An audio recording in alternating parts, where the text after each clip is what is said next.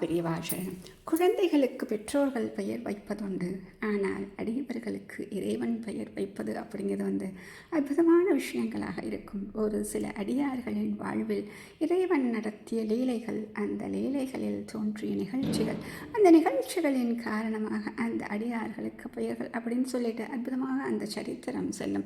அப்படித்தான் மாணிக்க வாசகர் அப்படின்னு சொல்கிறது.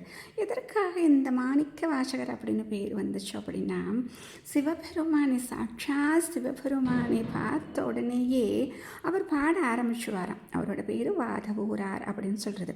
அந்த வாதவூரார் அப்படின்னு பெயர் கொண்ட இந்த மாணிக்க வாசகர் பாட ஆரம்பிக்கிறார். இந்த பாடல்கள் எல்லாம் மாணிக்கம் போல இருந்ததால் மாணிக்க வாசகர் அப்படின்னு சொல்லிட்டு இவருக்கு பெயர் வைத்தாராம் சிவபெருமான். அப்படிப்பட்ட அந்த நாமம் கொண்டவர். அவரை நாம் சொல்ல சொல்ல நமக்கும் அந்த மாணிக்கம் போல வாசகங்கள் நம் மனத்திலும் தோன்றட்டும். மகாபெரியவா சரணம்.